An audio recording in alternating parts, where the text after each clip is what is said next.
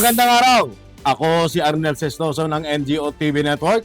Kasaling puwersa ang PhilAm TV Network at Mindanao Daily News Network na maghatid sa inyo ng balita mula Pilipinas, Estados Unidos at sa buong mundo. Ito po ang Pilipinas Update Global. Sa unang balita, lalong tumitindi ang tensyon sa Scarborough Shoal. Banggaan ng dalawang barkong Tsino habang hinaharang ang barko ng Philippine Coast Guard.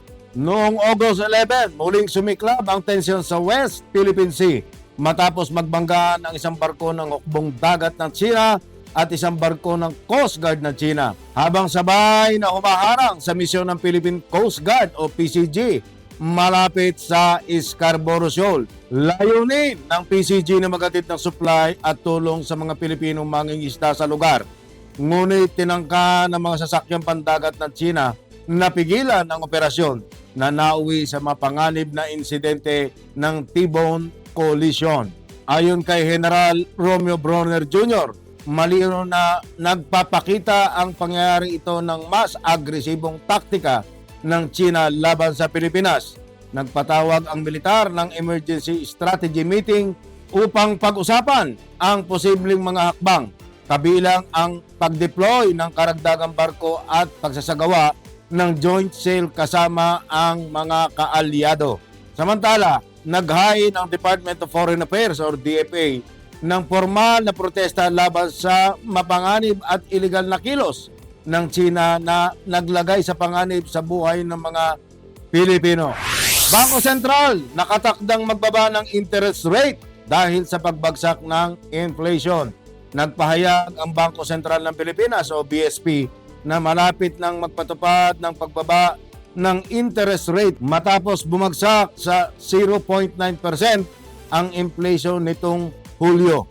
Ang pinakamababang antas mula sa Oktubre 2019 ayon kay BSP Governor Eli Remolona Jr.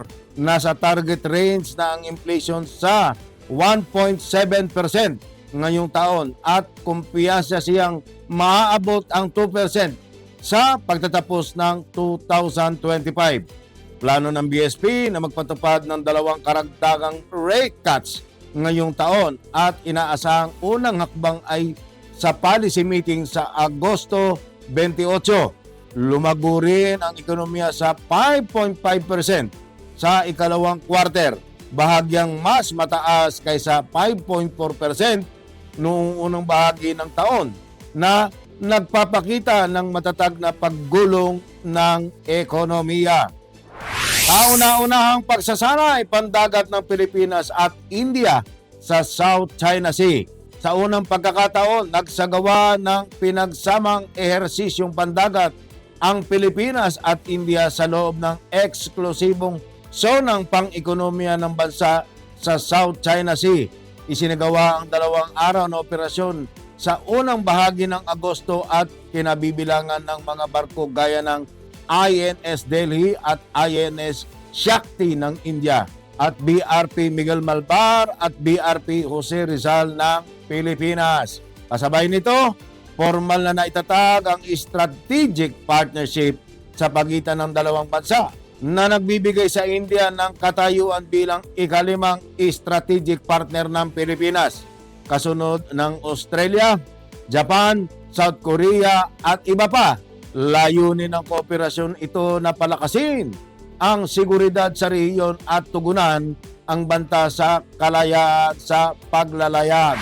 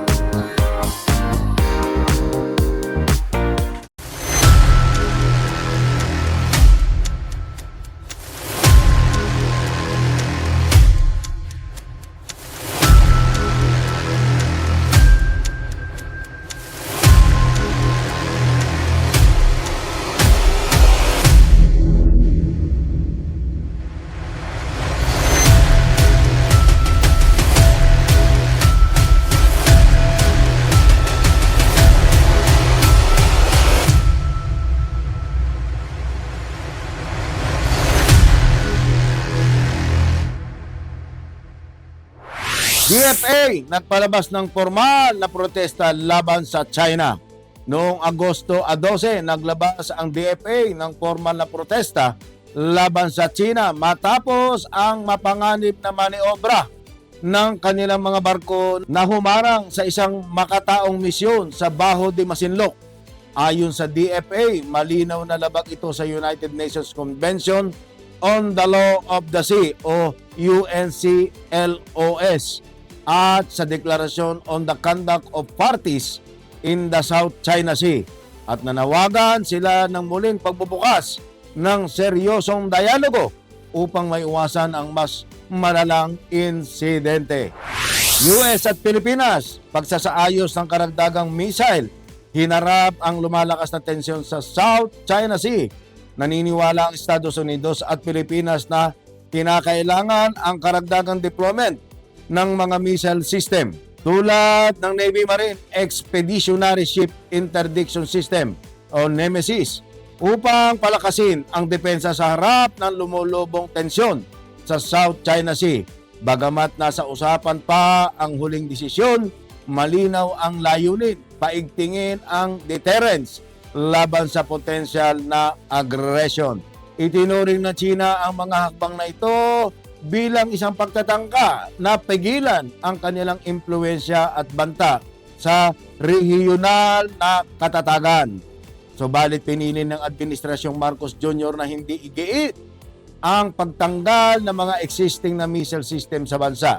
Tinukoy ni Philippine Ambassador Jose Manuel Romualdez ang malalim na ugnayang depensibo sa pagitan ng Pilipinas at US, kung saan ang pagsuporta ng mga korporasyong Amerikano sa investment sa bansa ay tinitingnan bilang pagkakaroon ng strategic na kahulugan. Aniya, kapag namuho ng capital ang US companies dito, hindi lamang ito usapin ng kita, ito ang balik sa alyansa. Kasabay nito, nagpadala rin ang US ng 2 barkong pandigma para sa isang Freedom of Navigation Operation o FONOP malapit sa Scarborough Shoal bilang tugon sa isang maritime coalition na nangyari kamakailan.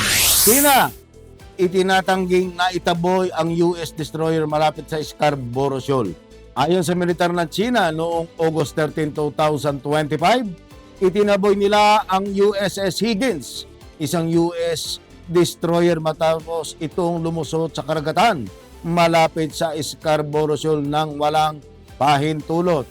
Ito ang unang pagkakataong may aktibong US operation sa naturang lugar sa loob ng 6 na taon. Kinontra ng China ang pagkilos na nagdulot ng banta sa kanilang soberenya at regional na katiwasayan. Samantalang hindi agad nagbigay ng pahayag ang US Indo-Pacific Command at Embahada sa Beijing. Matindi ang tensyon lalo na ngayon 2 barko ng China ang nagbanggaan sa paghahangad ng seryosong pigilan ang Philippine Coast Guard. Philam TV Network, the heartbeat of Filipino-American culture in the United States. It is the only channel that brings you closer to home, celebrating the rich heritage and traditions of the Philippines. Available on free TV without any subscription and on digital platforms like Roku, Amazon Fire TV, WCE TV apps, Facebook, and YouTube. Wherever you are, whatever you do, stay connected to your Filipino heritage with Philam TV Network. Philam TV Network Inc., the only Filipino-American channel always within reach. Philam TV. For Philams, by Philams, on Free TV. The only channel available on Free TV without any subscription, also available on digital platforms such as Roku, Amazon Fire TV, WCE TV, Facebook, and YouTube. Wherever you are, stay connected to your roots with Philam TV. Visit our website, www.philamtv.us. Ang Pilipinas hindi inaasahang mahahatak sa digmaan ukol sa Taiwan. Noong August 11, 2025, sinabi ni Pangulong Ferdinand Marcos Jr.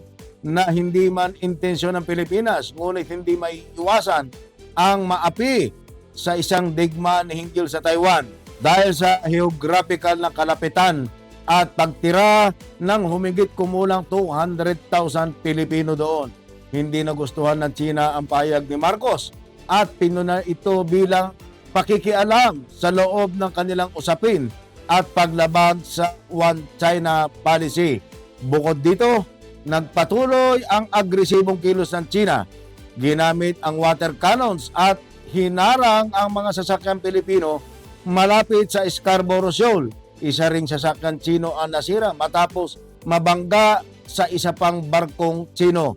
Pinagtibay ni Marcos ang paninindigan ng Pilipinas, akapin at ipagtanggol ang teritorial na karapatan at palakasin ang presensya ng hukbong pandagat kasama ang suportang pagkuha mula sa US, Japan, Australia, India at European Union. BSP, pinapadisconnect ang e-wallet sa online gambling.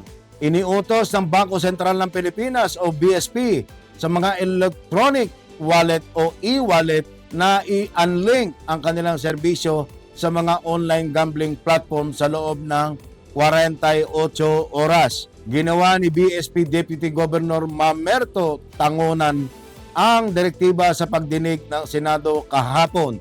Nangangahulugang ito na dapat ay wala ng mga laro sa online na pagsusugal na magagamit sa pamamagitan ng mga e-wallet. Gayunman, kinuwestiyon ng mga senador kung bakit kakailanganin ng e-wallet ang 2 araw na palugit. Ipinaliwanag ni Tangonan na ang mga institusyon ay nangangailangan ng panahon upang alisin ang mga link sa mga site na ito. Idinagdag niya na nagbibigay din ito ng panahon sa mga mamimili na mag-withdraw sa kanilang pera mula sa kanilang mga online gaming account. Samantala, sinabi ni Philippine Amusement and Gaming Corporation of Pargor Chairman Alejandro H. Tenco na pinag-iisipan nilang payagan lamang ang pagsusugal sa mga betting station tulad ng manumanong pagtaya sa karera ng mga kabayo. Nang ungkatin ang isyu sa posibleng pagsuspinde ng paggamit ng credit card sa online gambling, nilinaw ni Tenco na hindi pinapayagan ng Pagcor na gamitin ang mga credit cards para bayaran ang mga utang sa sugal. At yan po, nagtatapos ang aming mga balita mula sa Pilipinas, Estados Unidos at buong mundo para sa Pilipinas Update Global. Sa ngalan ng aming Trimedia News partner PhilAm TV and News Anchor Ed Abalos and Mindanao Daily News, ako po si Arnel Sestoso ng NGO TV Network na nagsasabing ang buhay ay hiram lang. Kaya atin itong pangalagaan. To God be the glory. But let us find out our destiny and strengthen our spirituality. Mabuhay po kayo.